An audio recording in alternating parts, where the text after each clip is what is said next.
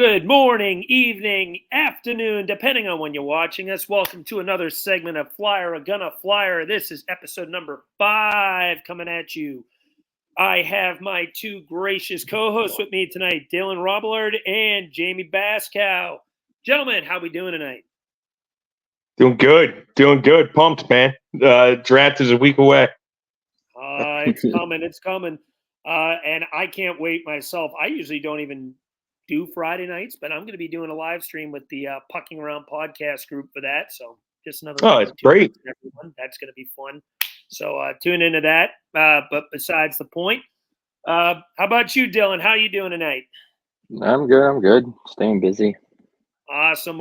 And as usual, I am your other co-host, Alex Fournette. See the Twitter handle at @AFern_Alex.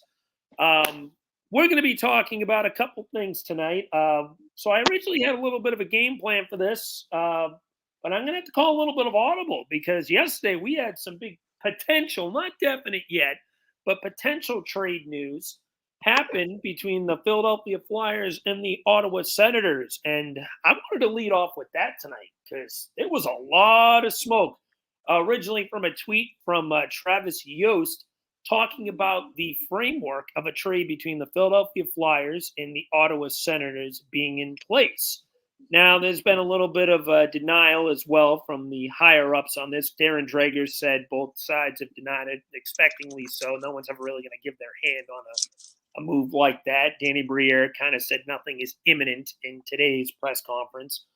But that's not fun saying that it's not going to be imminent. We're going to go with the fact that report from Travis Yost is legit, and there's been a few other names.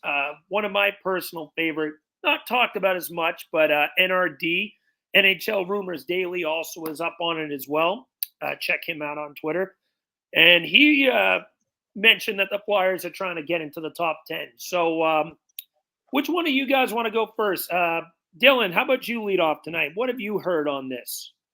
I think their idea is to probably move up into the top 10 somehow, whether it's through Ottawa or Buffalo or pretty much any team that's willing to move their pick this year. I think they like the idea of having that 1-2 punch almost, kind of close picks together and kind of going for a center and then a D-man possible, kind of with whatever is left at 12. But yeah, that's kind of from what I understand and what I gather from it. It really depends on who wants to hand out a pick, I guess, and who wants what for what deals. TK could be in the mix. He probably gets you the most value out of it. Yeah, and I mean, it's basically just as simple as that. It's probably between Ottawa and Buffalo. It's never out of the Flyers camp when things kind of get announced like this or kind of leak out. It's usually the other side that comes out of it. So Gainbury likes to keep it quiet for sure. And yeah, I think they really like the idea of keeping pick 12, but also moving up a bit in some way. I don't know if they would drop. Next question. Awesome. Yeah. So what do you have a rough idea of what you think the framework of this trade could look like? I mean, it's so hard to really narrow it down because I don't know if TK alone gets you a pick or even if that's good enough value for the Flyers in return. I also think this would be more of a draft day kind of situation. I think the Flyers are waiting to see what'll happen with the order. And if there's someone available at 7 that they really want or they're really interested in and worried that he may not be there at 12, I think that's when they kind of force their hand a little bit and maybe say, okay, here's Travis Konechny if you want to move back or if we can have your pick sort of thing. I think it all depends on who's available to them at pick 7 or pick 11 or whatever, and see kind of how far they can push it back. But ideally, I think they want to keep pick 12. And yeah, it might take TK plus, or maybe you get pick plus for TK. I don't really, it could go either way depending on the team you negotiate with. Yeah, I think it may take maybe your late first or your second, depending on how high you go. Um, but I think, yeah, it would definitely take Konechny in the mix. So I've heard a little bit of a mixture on this that Konechny could be involved, Farabee can be involved. I feel like Lawton's almost a given that he could be in. The Florida pick could be mentioned. I've heard 12. Some people yes, some people no. It's a mixed bag. And then what else could be coming back aside from just 7? I've heard some reports say Chikrin. I've heard a few trickle in Shabbat. Even Sanderson, I've heard from a source or two, which would be stunning to me that a guy who just got extended at 21 years old ends up getting moved like that, who I think has number one defense potential. How about you, Jamey? What have you heard on your end on this? So I've heard pretty much the same as both what you and Dylan in terms of the overall players.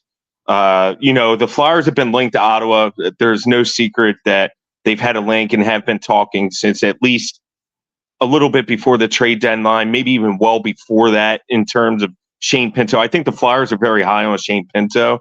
And I think that, when they keep talking about adding a center, whether it's a 1C, whether it's a 2C, I allude back to exit interviews where Danny Briere said that he was going to do a lot of his work via trade and not free agency. So if they're going to add a center, Shane Pinto comes to mind for me in terms of overall names. Now, what it's going to take to get Shane Pinto, it's going to be TK, maybe Lawton, maybe Joel Farabee. Pretty much every player on the Philadelphia Flyers roster is available. I would think maybe the untouchables would be probably Samuel Ersson, Cam York, maybe even Jamie Drysdale, just because. But I think that Leo and Tippett too, just because he just got that extension. Yeah, and you mentioned Jake Sanderson. I can honestly see that. It depends on what the Flyers are giving Ottawa and if they're getting pick 7 or not. This may not actually involve pick 7. It might just be the players. But we're hearing stuff both ways, whether it's just players, whether it's just pick 7. Ideally, I think that, what Dylan just said, I think the Flyers would love to keep pick 12. I just don't see it. If they move up into 7, I think it's for Sam Dickinson.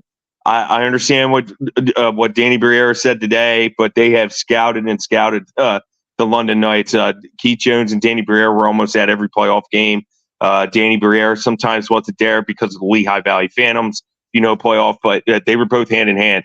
Keith Jones was there nearly every single playoff game. And I can tell you right now, that's not for Denver Barking, just Oliver Bonk. That was to see Sam O'Reilly, to see Sam Dickinson. And I think that the Flyers are pretty high on, Sam Dickinson. So if they move into 7, I see them grabbing Sam Dickinson. And I think that's where it comes in that this may be closer to draft day or on draft day. It's the draft board. If whoever gets that draft board is unpredictable. Our board is not the same as, say, the Philadelphia Flyers or the Montreal Canadiens. Their board is entirely different. Their players are different from what you and I have. Their best player available is not what our best players available are. It's what they think their best player available is. So if the Flyers think that Sam Dickinson is the best player available at 7, they're going to grab Sam Dickinson. I have alluded to the fact that they have been looking and searching for a partner for Jamie Drysdale. And that's why I think Jake Sanderson could be in play, because I think he would work well with, Jamie Drysdale. Eric Branstrom, I've heard, comes to mind too, because I heard that he doesn't want to be qualified. And I think Branstrom is young enough and he showed a little bit of promise this past season that he's improving and developing as a young defenseman. Mind you, he's a young defenseman. He's not one to be thrown away. They are looking for a partner for Jamie Drysdale. I think that they are strong on the right side. You have Rasmus Ristolainen, Jamie Drysdale. They also love Travis Sanheim on the right side. They do not want to move Travis Sanheim. They want to try to keep Travis Sanheim on the right side. In the same token, something has to give because they have too many right-handed defensemen. When you're looking at the left side, you got Cam York. You could have possibly Travis Sanheim, depending on the pecking order, on how that goes, and Nick Seeler. right? So you Sander add played Eric. the majority of the year on the left side this last year when you go look at it too. So he could play either or, even though he's Yeah, naturally he was tied to the killer. right. He was killer on the right side. It actually resurrected his career, in my opinion. He bounced back on the right side. Now he got moved to the left because they added Jamey Drysdale, so that it shuffled the mix, rightfully so.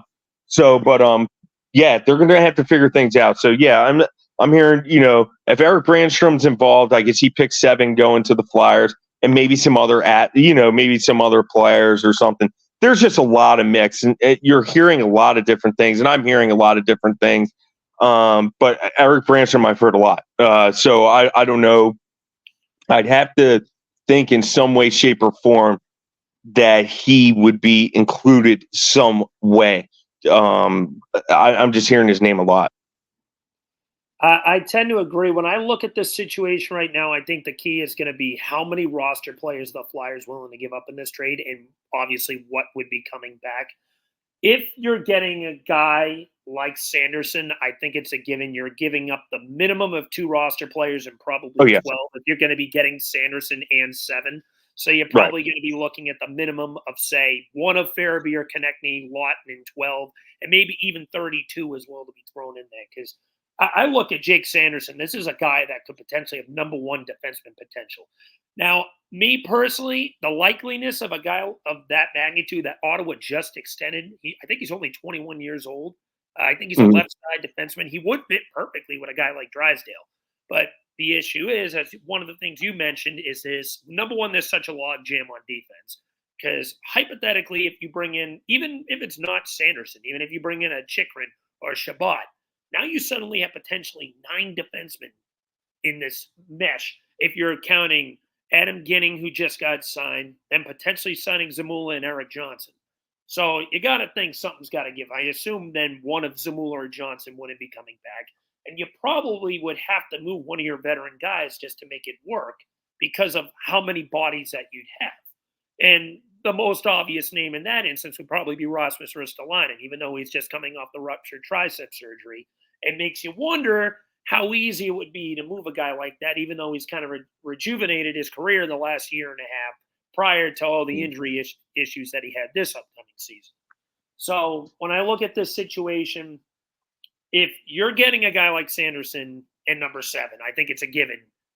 2 players, minimum, 12 and probably 32 are going the other way. It's going to take a boat.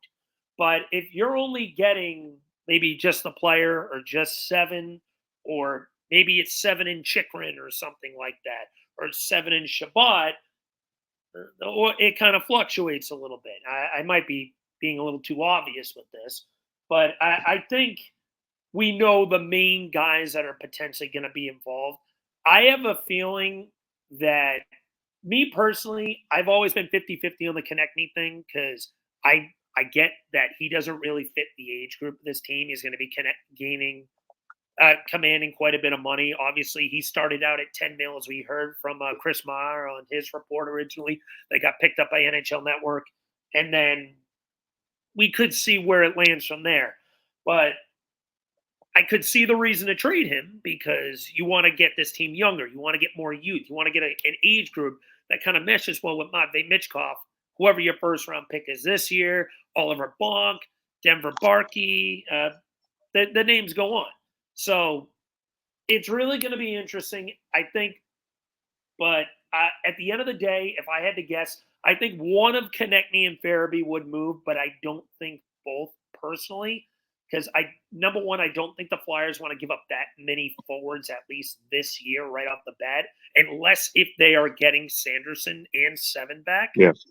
And number 2, it's the other half of the 50-50 thing with Konechny, because I could very easily see that they end up trying to talk him down to a deal in that 5 to 6 year range versus the 8-year range, where TK might say, hey, I want to be part of this. I'm willing to take a little bit off the amount of years that I'm willing to be here to help with this team long term, or maybe take off the money, one of the two. So I kind of garner that as 50-50. Obviously, we've heard a lot of rumors too that Joel Farabee has been involved in some trade talks. It's definitely going to be interesting. But yeah, this Ottawa thing is definitely, I think, going to be closer to sometime next week. And I think it also garners what happens with Mitchkov, too, if he ends up actually coming over or not, how they end up pushing this trade. Which kind of leads me to a secondary question. Do you think we get the Mitchkov news potentially before this trade even happens? I'll start with you, Jamey, this time. I actually think so. Medvedev was very, calm, cool, and collect when he said that they would release some information in regards to Matvei Michkov's future by the end of June. He said the end of June. So that could be, right before the draft. The draft is 28th and 29th. So I would think that something would come out sometime this weekend, maybe next weekend. Danny Briere obviously is playing his hand right by not giving any information at all in terms of, well, we're expecting to go into the season without him, but they know. They know. Now, are they in constant contact with them? Probably not, but they know. I assure you that the Philadelphia Flyers more than likely know, maybe not the entirety, but where Mitzkoff is leaning and where SKA is leaning, and we just don't know yet. Rightfully so. Any little piece of information that's leaked or this or that, it could tear apart the relationship that they have, with SKA, and they want to keep their due diligence, with that, but they will know by the draft. And that's why I'm saying Mitchkov comes, Sam Dickinson is the guy that I firmly believe. And that's why I think the Flyers are so high, and I could see them trying to move up into 7. And that's why I think you're correct. And I think Travis is right by saying this might want this. They have a deal in place, but it won't come to fruition until closer to draft day. And I think that's due to Matvei Michkov, because if Michkov comes, then the Flyers would like to move into 7. I think that pick is dangling. If he doesn't come, I can see the Flyers standing pat and possibly trading back to recoup some assets. Because to me, moving up to 11, there's no difference from 12 and 11, unless you're trying to keep the 12th overall pick, which I have a hard time seeing. I wouldn't move. I wouldn't try to snag 2 top picks and give up, say, Joel Farabee and Travis. That's just me. I wouldn't do that. I would keep those assets, and use them at a later time, to where possibly at the trade deadline, if they're looking, that far, because, teams will come calling for Joel Farabee. He's high value throughout the league. Teams are going to come calling for Travis Konechny, regardless of what deal he comes to. There will be some team trying to take on Travis. Detroit Red Wings are one that's always been linked to the Travis Konechny for some reason. So, I think I would keep that. I would not even think about Buffalo's pick and moving a roster player and trying to select pick 11 and pick 12. That's just me. That's just my personal opinion. Now, I think that's why Matvei Michkov is possibly holding this deal up. That's a good way to. That makes a lot of sense when you put it that way, Jamey. It really does. It's going to be interesting to see how this pushes forward. How about you, Dylan? What's your opinion on this? I mean, I agree with Jamey, and kind of like fall on the basis of what happens with Michkov. I'm a little different on preference-wise, at least, for who they would draft. I'm not exactly high on Dickinson. I'm not exactly high on Bonk. I'm not exactly like London Knights. They're good. I love Barkey, but just their defense kind of scares me a little bit. That's just personal preference, and from what I've watched and kind of how overpowered their team is, so their defense, it's kind of staggered a bit here and there. But Dickinson's a good player. If Michkov is coming over and you want to take him at 7, that's fine. That works.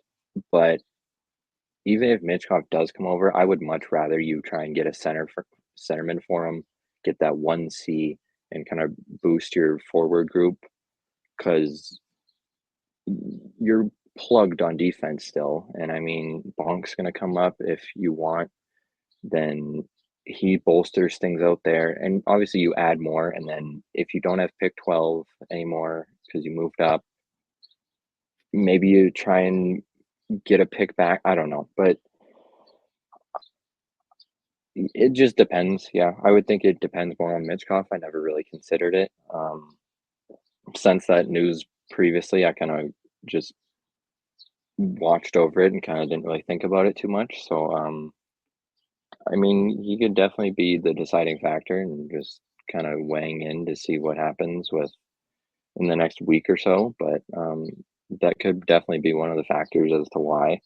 And I just think it is just because the Flyers like someone in the top 7, and it is probably Dickinson or who knows, maybe it's Catton again, like who knows. But Dickinson probably definitely seems like their main go-to guy at the moment for sure.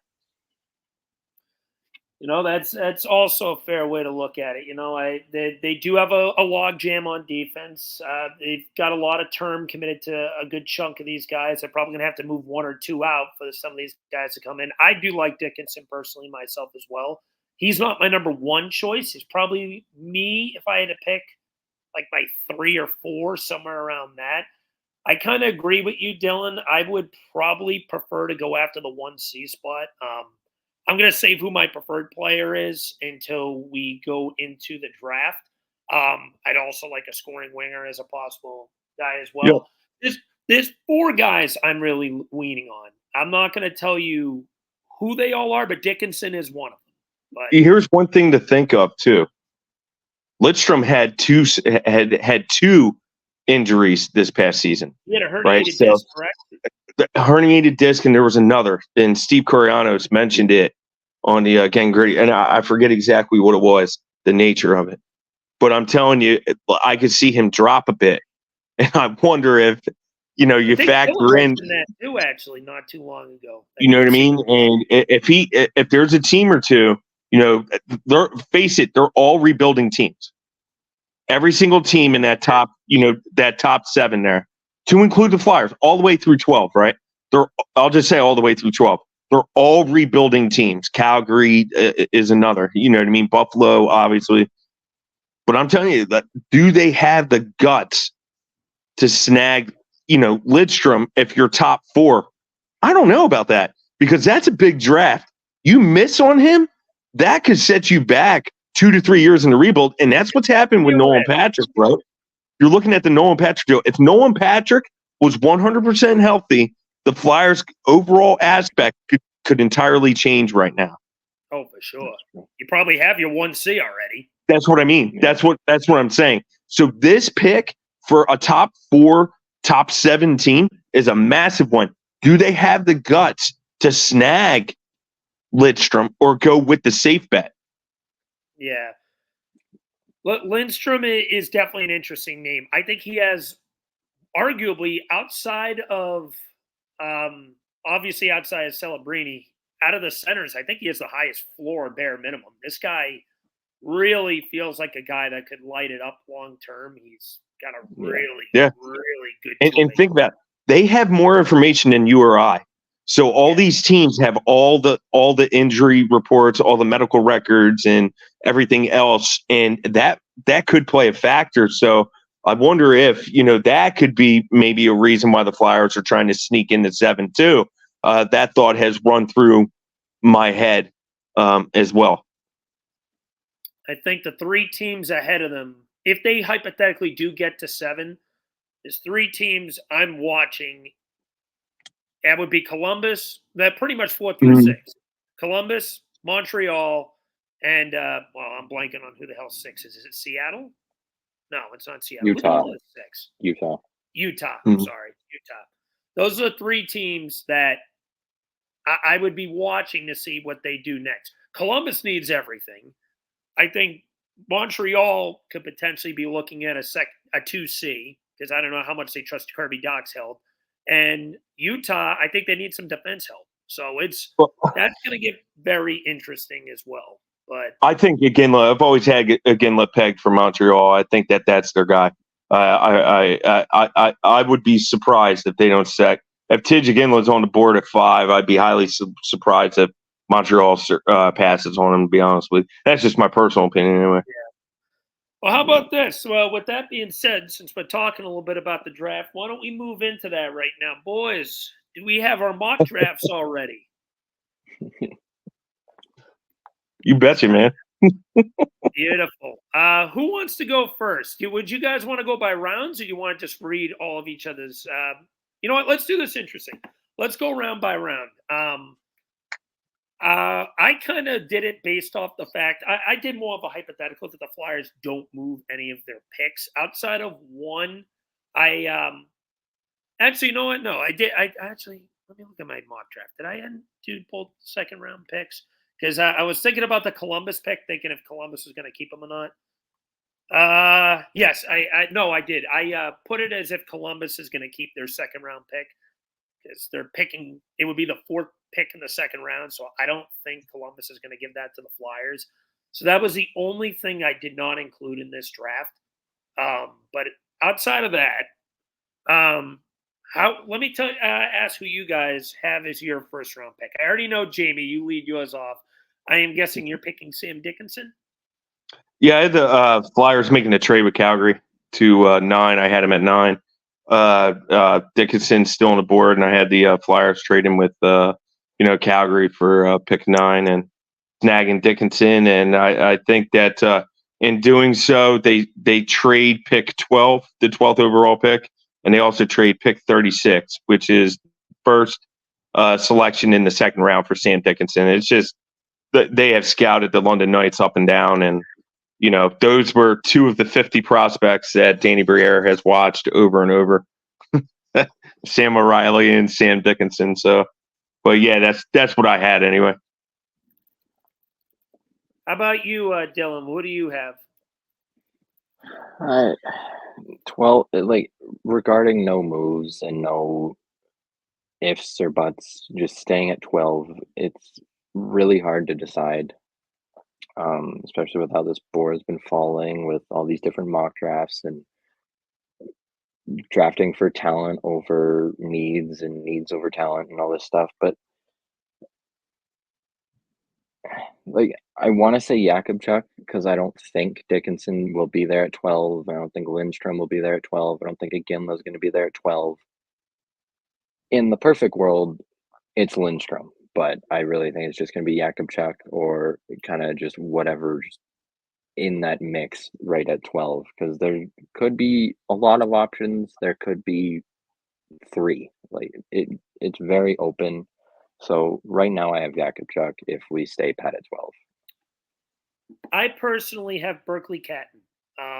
I think he would. Now, I think it might be a little bit of a bold prediction to say he's going to drop to 12. The only 2 real threats I see potentially going after him would be the Sabres and Calgary. I don't think New Jersey is going to go after a center because they already got the top 2 guys locked up long term. I think they're going to be more preferred on a winger. If Calgary and Buffalo sounds like they're trying to move their pick, so it really just depends who they're trading with. So Calgary is really the team that scares me the most that could potentially take Catton, but I'm going to say that they end up moving past him. But the thing with Berkeley Catton that stands out about me is this is a guy who knows how to drive the rush. And I think the Flyers are going to need some legit skill and speed to go with Michkov. And a guy like Catton could fit perfectly. He's a very underrated playmaker. He's good off the rush. I think you just imagine a line of Owen Tippett, Berkeley Catton, and Matvei Michkov. How much speed and elite puck movement you have there. If Owen Tippett can consistently hit the net, and when all those guys hit their prime, that's a terrifying first line. That's a guy, just the way he pretty much elevates the offensive rush, which is kind of way the Flyers have built their identity under John Tortorella, is attacking off the rush offensively. And how well of a passer he is. I would love to see Berkeley Catton here. I think he would be a really good fit. My backup guys, Sam Dickinson is one of them. Kostas Helenius, I have a hard time with pronunciation his name, but he's a really, really good 2-way forward. Good. He kind of reminds me a little bit of a young Sean Couturier, maybe with a higher ceiling, in all honesty, than what Couturier ever had. He's a guy that I would really potentially like as a backup plan. And then obviously Cole Eiserman, who is a lean, mean sniping machine, might be the best pure scorer in this draft. But that would be my first round pick. How about you, Jamey? Who do you have at 32? Cole Boydon. He's 6'2", sizable center.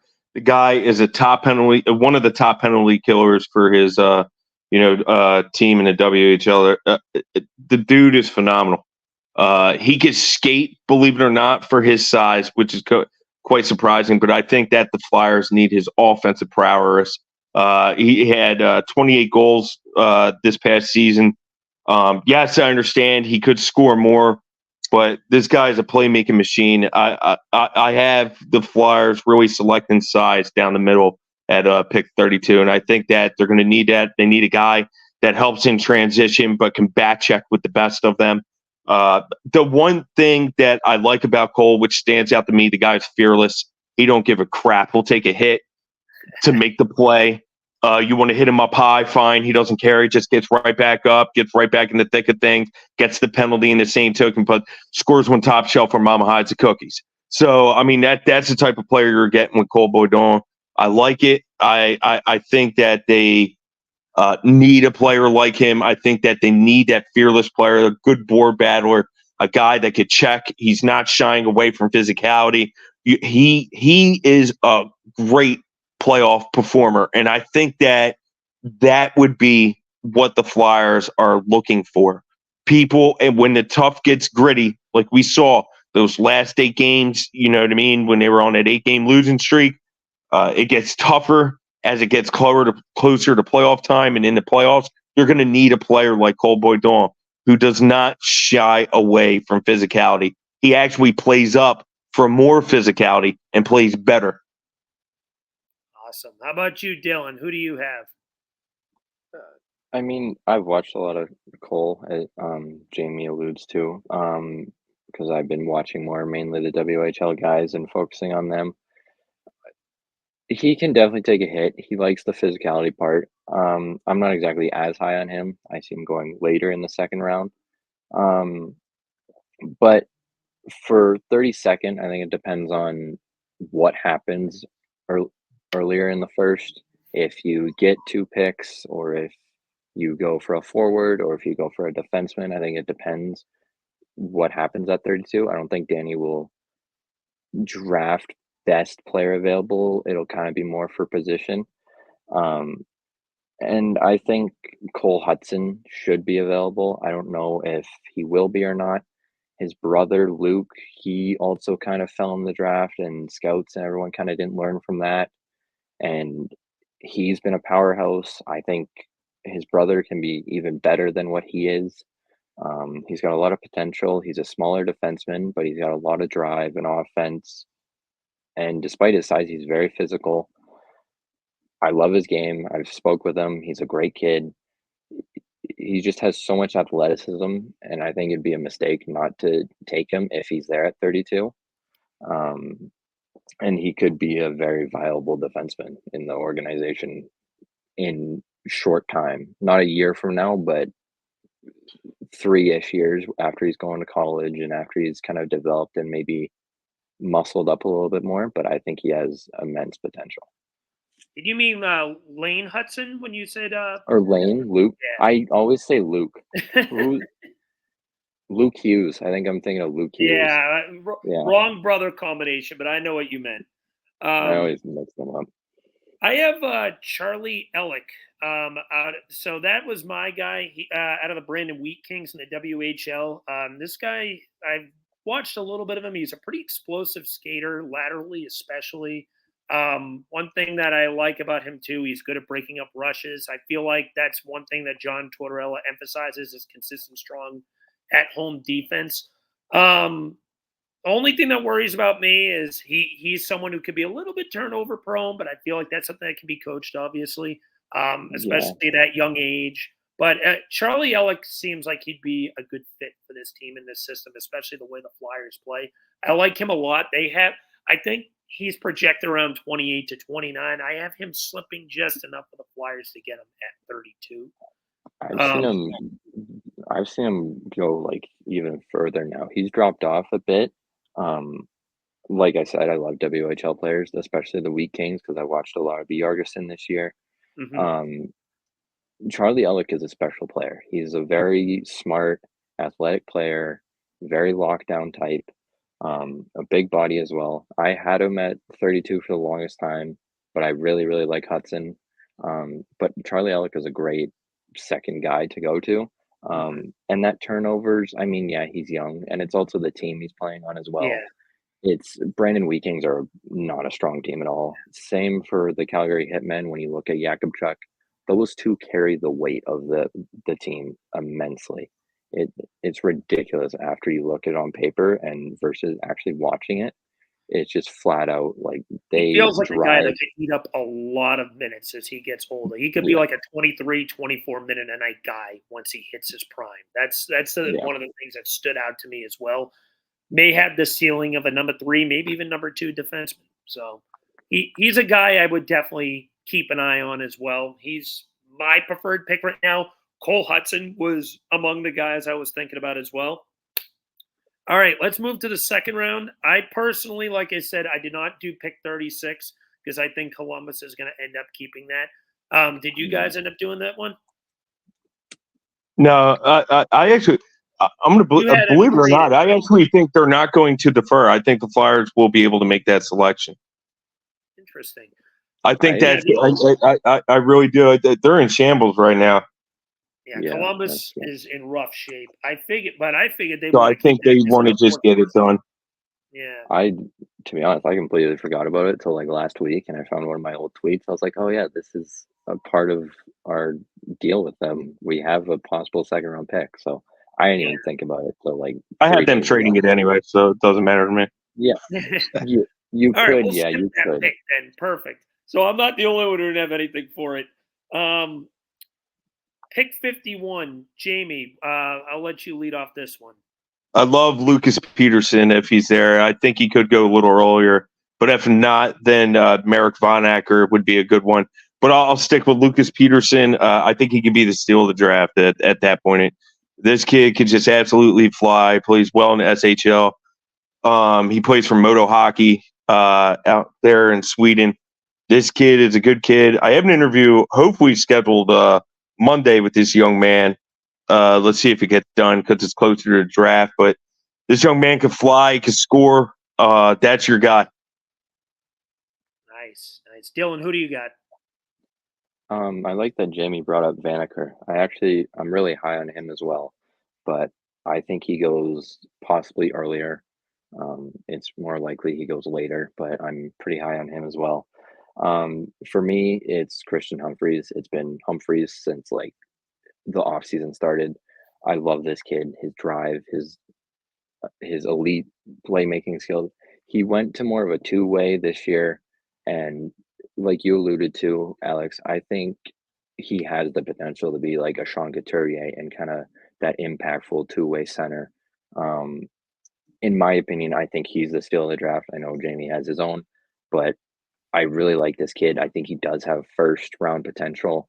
Um, he's confident in himself. He's very humble. He thinks he wants to be the best. So having that kind of guy in the locker room and wanting to win and compete every night is very key, especially if you want to keep this culture kind of idea throughout the years of building this team and rebuilding and all that. Um, so yeah, I think there's still a lot of potential there. He knows he hasn't been himself. He kind of battled some injuries, but there's still so much left in the tank for him. He has a lot of potential, and I think he just wants to prove it to a team. And I think he's worth the pick at 51, and hopefully he doesn't go before that. Nice. My guy I picked is someone who's kind of up and down on the board. I've seen some people have him higher. I've seen some people have him lower. I have Max Plante out of the U.S. National Development Team, the under 18 team. This guy I like about him is one of the things that I think the Flyers have a big weakness in is I don't think they have a lot of playmakers in their farm system right now. And I know they already in my mock they already have Berkeley Catton. But I don't think it would hurt to double down in the position, especially if you potentially have Morgan Frost, who might be out the door. I know he's not actually technically a playmaker. I consider more of a play creator. But a guy like He's Max both. Plante, He's both. You could choose him as both. Yeah. yeah. Mhm. He's But versatile. a guy Yeah. like this, he's a good playmaker. He's got some flash. He's got a good cutback game. He's a lefty too, and he's pretty fast. That I want the Flyers to try to elevate the game with a little more speed, and he seems like a guy that could again be someone as who gets older that could develop with this team and their push for more speed and skill to kind of make this new style of identity off the rush. So I see a guy like that who could fit their scheme really well, and he's got a pretty underrated shot too. So he played a little bit from what I was reading, a little bit of center and left wing. So he's kind of a utility guy in that retrospect. So he's someone that I look at too at that position.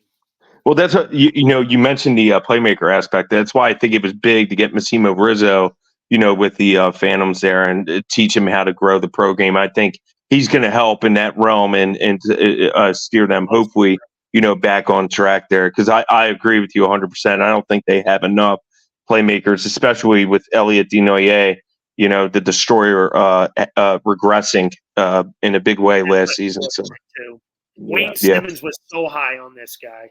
Yeah, no, Zadie Wisdom. Yeah, Zadie. Yeah, and it's a shame for Zade because he is a good young man, and let's see though. Let's see. They're still young. I hate to throw a prospect out the window, so let's see what happens. All right, let's move on to the third round. Jamey, what do you got there? Another London night. That's if he falls to the third. It's going to be kind of hard seeing him squeeze to the third round. But the reason I haven't pegged for the third round is because the draft board is unlike any other, and anything can happen at the draft. I mean, Morris Cedar went 6. Not one single pundit, with the exception for Russ Cohen, had Morris Cedar at 6 when Detroit selected him. So Russ Cohen was about the only pundit that I've ever have Morris Cedar. So I'm going to go with Sam O'Reilly. I just think this kid is just phenomenal. This kid could just hit speed. He has another gear. And I think he leads the transition up the ice. And I think he's a player. And obviously, a lot of Flyers fans have seen him play, especially in the playoffs. Thought he had a really good playoffs. So I think that's why he may push to the second round, is because he's had such a good playoffs. So I think that maybe his ceiling has increased a bit. But I had him here in the third round. So we'll see what happens. How about you, Dylan? It's funny, Jamie. I've seen, like, the other day, I think it was I forget who it was, but they had the Flyers taking O'Reilly at 32nd, and I was like, oh, well, that's definitely a reach. I was gonna say that seems like a bit of a jump. Well, you never know, and that's what I mean. You just it's the draft. Anything is possible, Yeah. For me, I have us going for a goalie. You can argue Always be drafting goalies. Always be drafting goalies. ABDG. Love that thing. We've been through this a million times. Like, you can never have enough goalies, and to have a pipeline, it would be great. And in that regard, I have Evan Gardner. He played. I was looking at him too. I was considering him in the third round, Evan Gardner. He looks like he could be a stud. I think he's like the 6th or 7th goalie on the prospects in this year's draft. But he's arguably good. He should be higher. I think it's just because it was his rookie year, and it's kind of just hopefully it's not a splash in the pan kind of thing, because he led the league in save percentage and he was a beast. And even in the playoffs, he took over as starting goalie in the playoffs, because Austin Elliott was kind of struggling a bit. Mm-hmm. And Evan Gardner's knocking on the door of being the number 1 goalie for the Blades next season. And again, with all prospects, they all have immense potential, and you can just say that over and over again. But Gardner, he's one of the top goalies for me in the draft. There could be a few before him. It depends how this year goes. Last year there was goalies taken in the second round, so you never really know. But I really hope Evan Gardner is available and the Flyers consider it, because I have him over quite a few guys, and he's just so athletic and just drives the game himself, and he's so there's not words. It's just, I've watched him so much, and it's just great to see. And like Bobby Clark, he battles with what's the word I'm looking for? What does Bobby Clark have? And he loses fingers. No teeth. No. Diabetes. Oh, Gardner has yeah, that's diabetes. right. Gotcha. Yeah. Yeah. So, Yeah. and he inspires to be like Bobby Clark and kind of build off of that himself and make something out of his career and inspire kids to play hockey and still be athletic and stuff. So, I mean, he's a great kid. And I think he's just got unreal potential and he could fit great in the Flyers organization. Well, to help your case even more, the Flyers have a good history with the Blades too. Noah Meyer, for one, plays for Reading and Lehigh. It came from the Saskatoon Blades. He was one of the best goaltenders ever play for them. So yeah, the Flyers have a good, rich history with the Blades. They like WHL goalies for sure. Yeah, sure do. I mean, forget about Roddy Ross and all that. Remember? Yeah, lost. My third round pick, I got Jack Berglund from Sweden, the J20 group. The thing that stands out about this kid, you brought up Elliott and how much he's been regressing a little bit. I think the Flyers could use a good power forward in the system, and this is what this kid stands out to be. Good net foot presence, uses his body a lot, pretty big frame. I don't think he's ever going to amount to anything more than a middle six guy. But he could be someone who could be the next good net front presence in front of the net. And I think this team really needs a good power play specialist who could be pretty much filling that role. But Jack Berglund really stood out to me there. He just seems like a good physical hard worker. His defense could use a little work. He's not exactly fast, but he's someone that could really fit the mold here too. And I think he has underrated playmaking abilities as well. All right, so they do not have a fourth round pick. I think they got 2 in the 5th round. Who do you guys have here? Don't they have 2 I actually 6? I have Jakub Malota. This kid is a sizable goaltender, 6'2". But you know what struck to me? It reminds me of Tretiak. You remember Tretiak? How he can move post to post. He's got those insane, kick thing. Oh man, the way he warms up, Malota reminds me of. I was like, oh man, he reminds me of Tretiak. Now, will he amount to Tretiak? I don't know. But this kid can move lateral post to post and just make some insane glove saves. He had a pretty good season this past season. He had a 2.82 GAA with a .905 save percentage, but it doesn't tell the whole story. He was facing anywhere from 35 to 52. I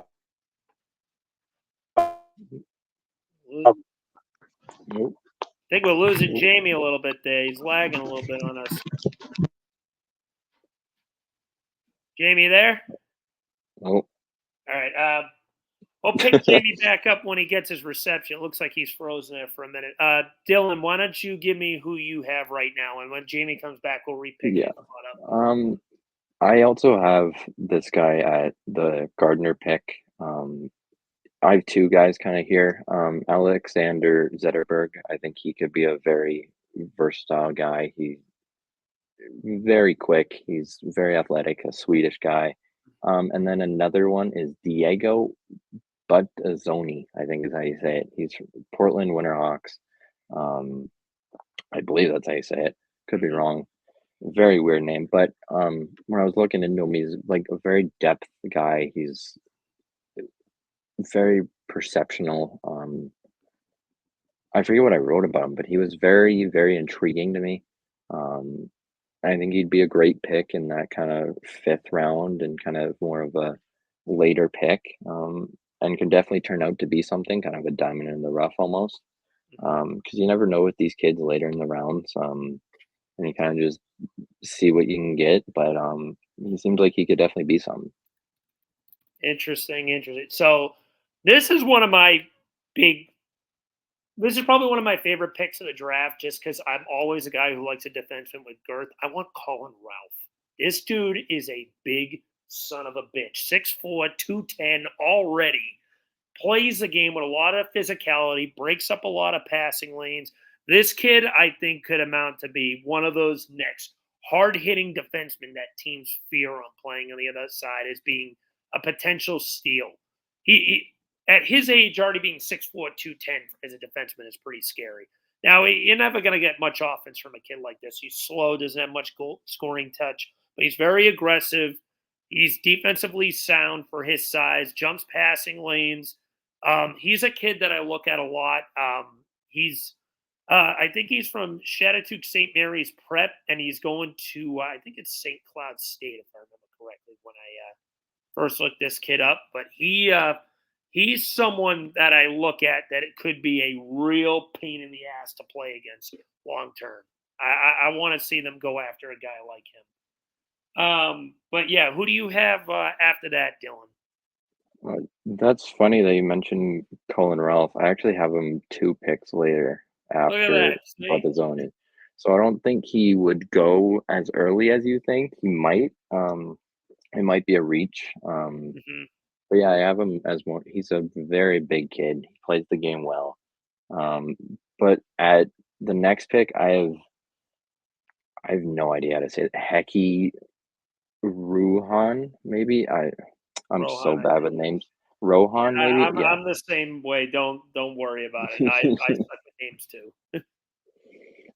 But yeah, when I was looking at him too, he was a very impactful player.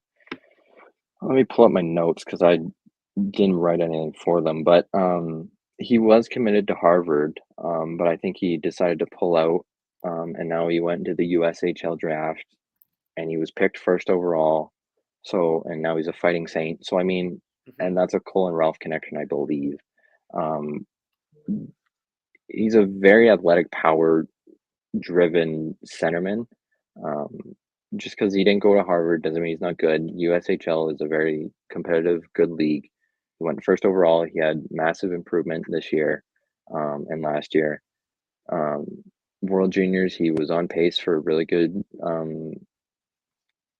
U18 career, and he just keeps improving. He's a very muscular guy with a lot of upside.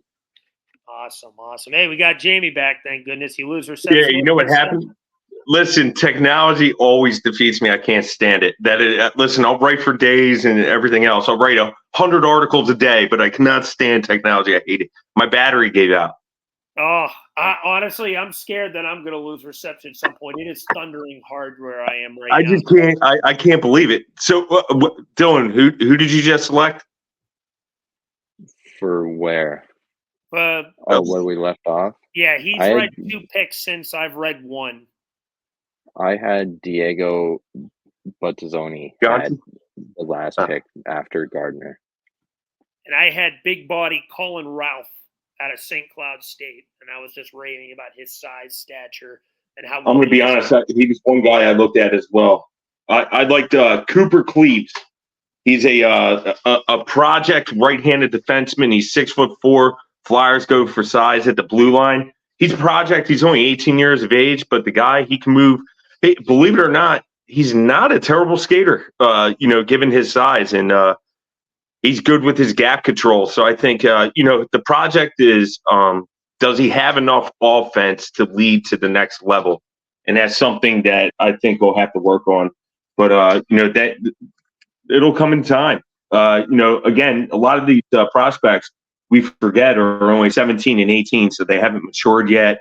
You haven't seen what they're like to get to the next level. Skating is a big thing, but I think that he's a good project pick with the next pick in the 5th round. I forget what number that is, to be honest with you. I think this pick 21 is what the second 5th pick in the 5th round is. My final pick in the 5th round, ABDG, always be drafting goalies. Chase Wootsky out of the Red Deer Rebels in the WHL.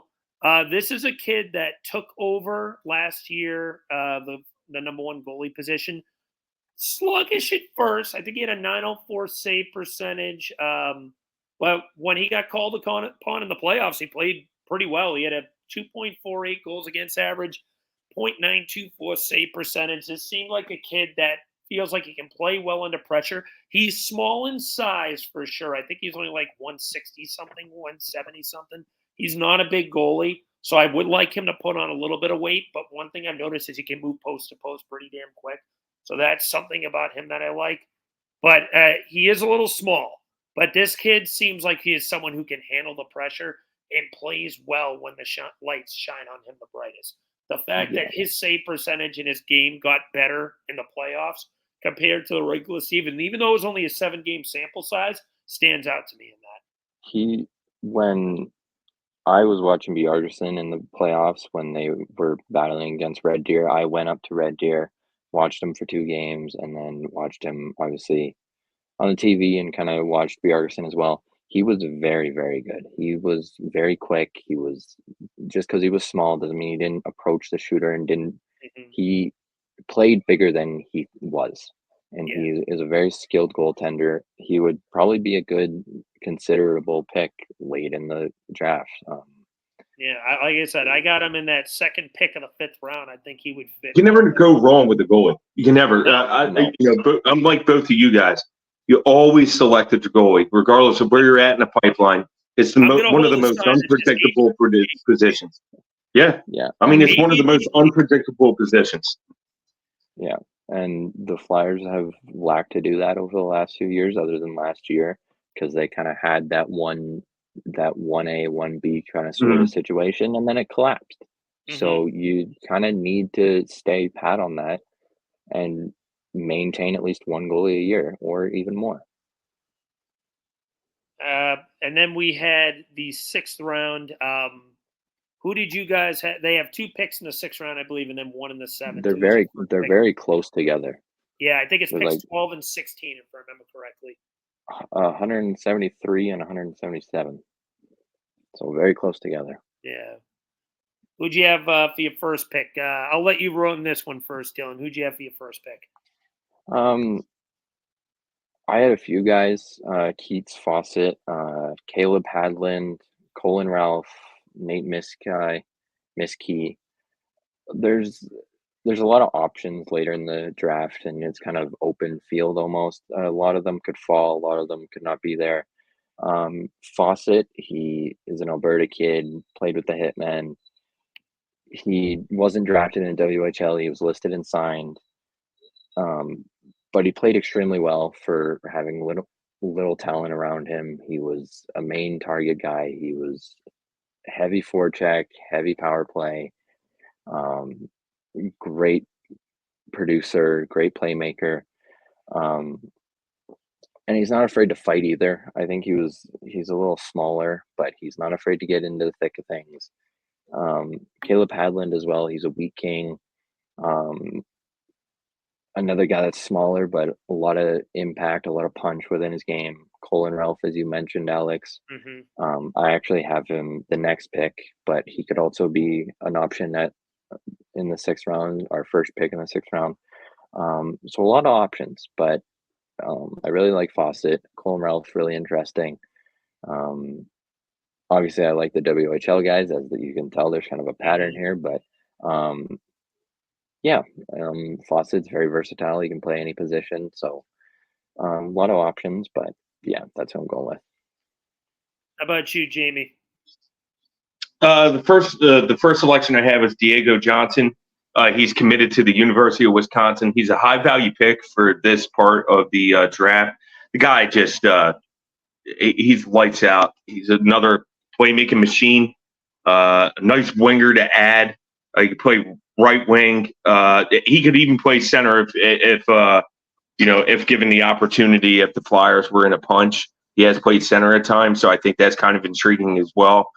So I'd like that aspect with Diego. I just think you want some scoring tenacity, another fearless player. Diego Johnson's your guy. My second, I'll talk about the second, I guess, right? Or next.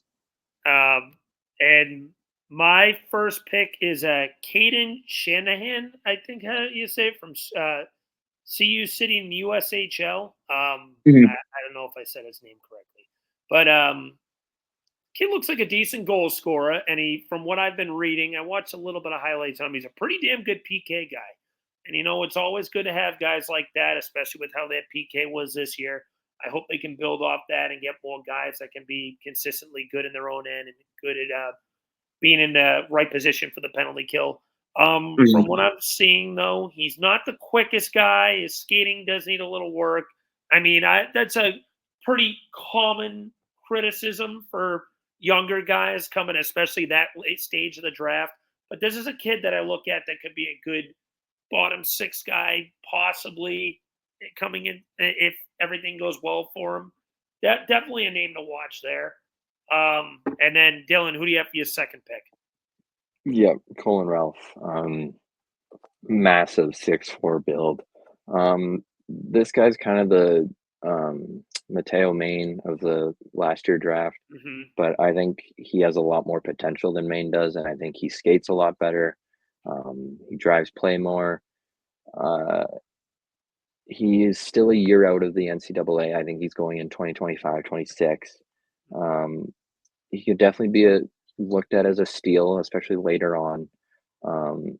Maybe steal is a sharp word, especially as you get into the 6th and 7th round. It's kind of I had him in the 5th. So. Diamond in the rough. Yeah, diamond in the rough. He's we going both to got St. him around Cloud. that same range, though, from 5'6". Yeah. But continue. So I mean, he's just a towering force, and plays the puck well. He's got a major upside for where he's projected. So, and I mean, he put up fairly good points, and I think he would fit in well with kind of that Hunter McDonald kind of style that the Flyers really like. And just kind of another massive big D man that you can put together with a offensive driven defenseman like a Cole Hudson or your Jamie Drysdale, your Cam Yorks. Like, you kind of need that 1-2 punch, kind of like the sealer kind of position, maybe not as old or as block shots to then injure yourself almost, but just not afraid to get in front of the shots and kind of protect your man and play that stay-at-home defense while everyone drives the play, but still also be a part of the point production and kind of set up plays from behind the net or in the zone. So, yeah, there's a lot of possibility there. So, how about you, Jamie? Who'd you have? I actually, ironically, had the same player as Dylan. Colin Ralph. We all like this guy. The reason I do is because I think Hunter McDonald was intriguing to me. Why the Flyers are so high on him? I think that they're high on him. I think they're trying to replace Sam Morin. Does that make sense? I was thinking that guy kind of reminds me of it's a Sam Morin type of guy. And I think that Hunter McDonald and I think Colin Ralph, and I think that with drafting Cooper Cleaves, I think they're trying to shore up, trying to make it tougher for opponents to enter their own zone. I think I think they want players that start standing people up at the blue line. I think if you want to talk about people to how to become harder to play against, physicality is that. Hey, okay, you want the only way to beat Connor Bedard is by standing him up at the blue line. He's elusive, he's evasive, but you're not. It's very tough to take the puck away from him. One way to take the puck away from him is knock him on his rear end, and I think that's what some of these defensemen, Cooper Cleaves, Colin Ralph, and there's others, of course, throughout the draft. I think that's what the Flyers are honing in on, and I think that's why I think they're high on Hunter McDonald, not only because of his size, but he could also play the game. And I think, like with what Dylan just alluded to, they're diamond in the rough. What harm is it taking a player in the 6th round? Look, Tanner Lazinski was a 6th round player. Tom Brady, for Lord's sakes, got drafted in the 6th round. It doesn't mean that you just give up just because it's the 6th round. No, you get some diamond in the rough, and maybe he was undrafted. Right, and then you could flip them for assets if need be. Tim Kerr, one of the best Flyers, to ever play. It's definitely top 25, in the Flyers organization in terms of ever playing for their organization, was an undrafted free agent. So, there's tons of players that have been undrafted, or you try to find diamonds in the roughs, and I think that this young man can do it. My final pick in the 6th round, I had Nolan Rode at a St. Cloud State. Center. He's a center. This kid has got some leadership qualities. He used to be the captain in White Bear. He's a hard-nosed forechecker. One thing I like about him, his style of play, he could have the potential of being, I think his ceiling is maybe a 3 to 4C. I don't expect him to be anything crazy, but you could have a guy that could be a hardworking guy that pretty much leads by example on a player like that. Some of the big things that stand out to me negatively is a little turnover prone. He is out of position often. Again, these are things that can be coached, but he's someone that can, believe it or not, a guy in the 6th round, he's not bad at directing the puck through traffic too. He's someone that could end up being a guy who could really underratedly drive the play for a bottom sixer. So he's a guy that I look at as well. And final draft pick, they have one pick in the 7th round. Who do you guys got? Drum roll for Dylan. I got a few picks. Mainly another big defenseman is Finn McLaughlin. He's an Alberta kid. I kind of grew up with him a little bit. He's from out of Canmore. He's almost poetry in motion. For being such a big guy, he's actually very quick and very athletic for being the size that he is. Very quick on his feet. Also, I have Connor McPherson. I know we got Ryan in the system already for the Flyers. Yeah. Arguably, Connor's probably better than his brother. I don't know if he's going to fall to the 7th round. He's just got so much energy and he's a goal scorer and he likes to drive the play. And then Andrei Krutov, I think is his name. He's a Russian kid. Again, I don't know if he's going to follow the 7th round. That's kind of why I'm sticking with McLaughlin there. But another kid that's just unreal, especially out of Russia. You can never go wrong with Russian players. They may never come over. They may never even step in the NHL, but it's not really a worry when he's a 7th round pick. It's like Fedotov. He took however many years to get here. It's just about being patient, and that's what the Flyers have. They have a ton of the time in the world. If they plan to wait and actually be patient, that's a different story. But for right now, they have the patience. They don't need to be amazing right now. They can take a few risks. They can wait on players. So, I mean, for an NHL player, he put up 50 points last year. That's pretty good for Russian leagues. He's played internationally before. He had 4 points in 3 games in a junior international tournament. So, I mean, there's a lot there. McLaughlin, he can be a promising prospect at 6'2". So, I mean, another McDonald, and just kind of what Jamey alluded to, just the diamond in the roughs, the risk takes, just the why nots, because, you never know with these guys and you never know what can happen. So it's just draft for the big bodies and just kind of cover your bases, I guess. And he's going to University of Denver, so I mean, he'll get a lot of experience there as well, and that's where Rizzo came out of. Denver's a great camp. They're one of the best universities. They're Bobby Brink. So good. Yeah, Bobby Brink. So, I mean, there's history there as well. So there could be a lot of things there, and I think he would be excellent on the back end in years' time, but just look down the road a little bit. How about you, Jamey? Who's your final pick? I got a project pick, and the reason I selected him is because the ceiling I think is pretty high, and he's a boomer bust type at pick 7, and I'm willing to bet that the Flyers would like a gamble on this young man.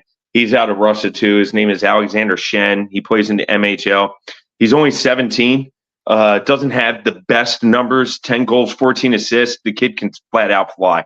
He can skate. So you have that. The thing is will he have the offensive prowess to take him, out of the MHL, put him in the AHL, and then move up the ranks to the NHL? But you know what? At this point in the draft, I'm willing to take a gamble.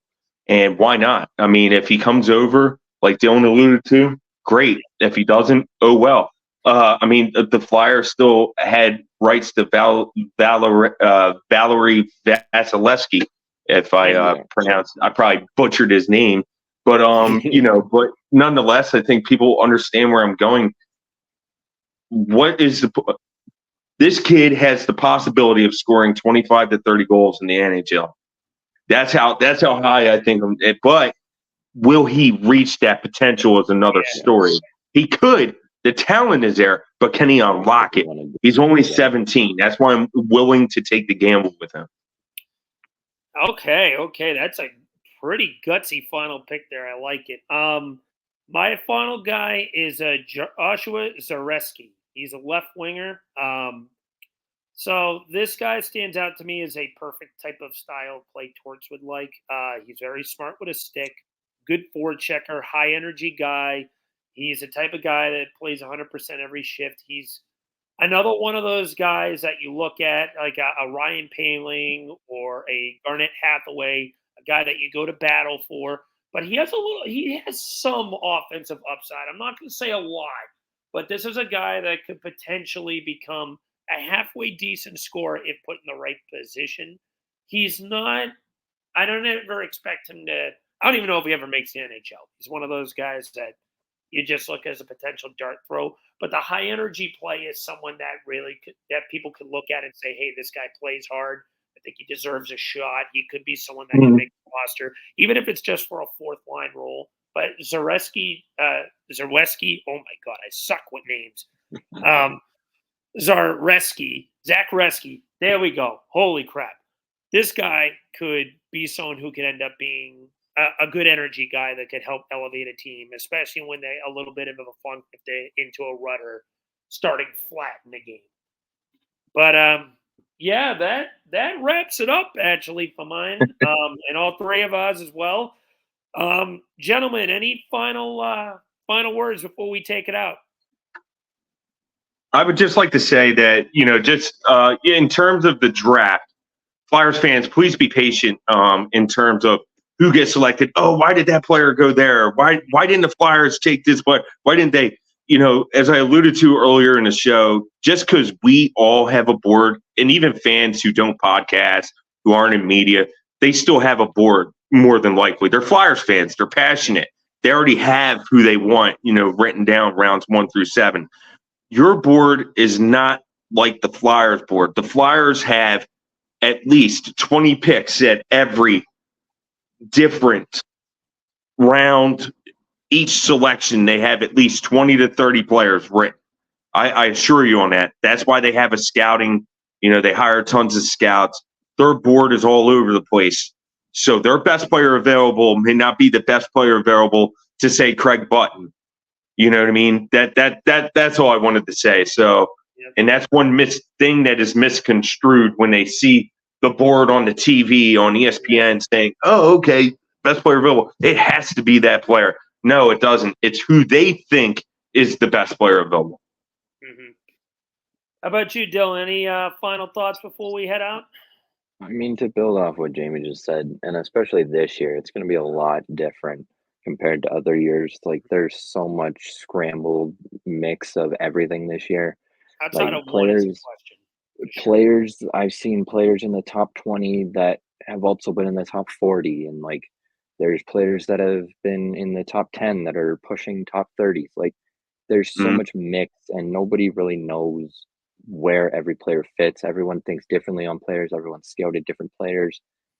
Everyone's preference, and I just watching them play think completely different. I think completely different on a Kinlo than other people do. I think Jakubchuk's a lot better than other people do. Like, there's just so many levels to watching players and considering options. So can you be upset with who the Flyers draft if you had a favorite at that pick? Yeah, but there's also reason behind it. I probably have to tell myself that too, because I like a lot of the players on the board. Yeah.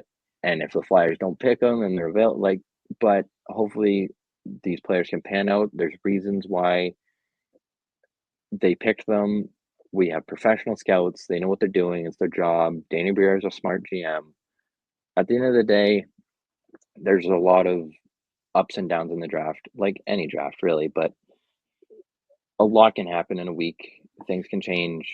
It's just an open ballpark. So we'll see what happens, but just stay kind of patient and don't expect us to get top 10 draft picks in the 6th round. Like, it's very difficult to have a perfect, amazing draft where it's best player available every time. You're not going to pull a 2017 Stars draft every single year, or rarely at all.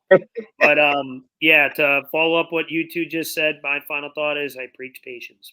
This is a rebuild. This isn't something that needs to be rushed. This team has been stuck in mediocrity for the last decade plus. They need to do this right. They need to make sure they don't need to cut ends or rush anything with this. If they're going to make this rebuild work, they have to do it at the correct pace, and they have to make sure, as Jamey has emphasized, this draft has to hit that first round pick. It does. They need to start hitting, or else we'll really put back even more years. They really have to hone in on hitting their first round pick. You've got your potential superstar right winger. You can check that off. Now it's time to get either that once, in my opinion, that 1C, that 1D, or maybe the one left winger. They need something.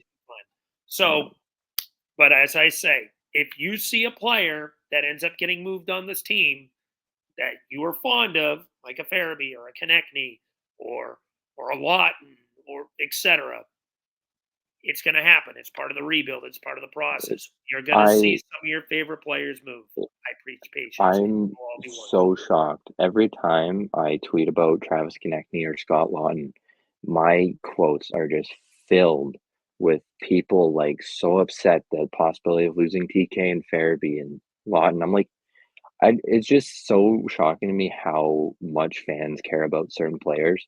Like, obviously, I love my favorite guys. I wouldn't really say I have a favorite Flyer anymore. I cried when they traded Claude Giroux, but I knew it was time. I was you knew it was happening. But it's a part of the business, right? Yeah, like, but it just amazes me, like the responses I get, people crying that they could lose TK. I'm like, wow, like it. At this point, no one on this team minus Mitchkov, you should be looking at as this guy can't be moved. I think moved for any. There's a few. I think there's a few guys that you're not likely going to move, like a York or a Tippett, like guys who have invested long term in Drysdale, etc.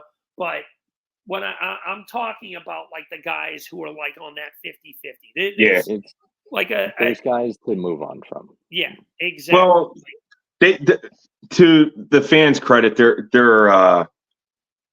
they see these players as family. And so when they see some of their family, when their family, gets moved, whether it be Scott Lawton, who is very close to the fan base, and I'm going to be honest, he's always out at Voorhees signing in his car, outside of his car. Travis Konechny stops, even though he's got a wife and kids at home. He stops.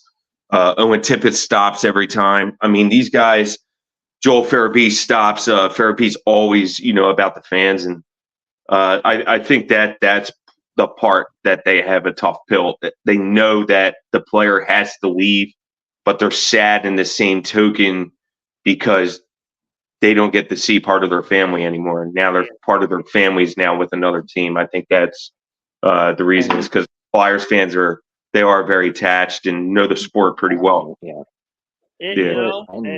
that comes with the nature of a rebuild. Yeah, it does. It does. It's unfortunate, but you're going to have new guys that are coming in love. Listen, I love Scott Lawton. That guy is one of the nicest people off the ice ever. He does a lot for the community. I got a tongue twister there. He does a lot for Philadelphia just in general. He's always out and about. Joel Farabee's another guy who loves sticking around Philly. I actually met his father when I went down to Tampa Bay back in March. Really nice guy. Cool. Had a nice 5-minute conversation with him. He emphasized to me how much he loves the city of Philly and how much he wants to be here. So it's good. And, I told him too, I love you, kid. He plays hard. He's a good player. But, I get it if they got to move him. And you got to look at the business aspect. If you want to build a win, you've got to look for the future. You've got to look for players who are going to be winning 2-3 years from now, 4 years from now, instead of now, because the team they have constructed now is simply not good enough. Nope. But with that being said, nope.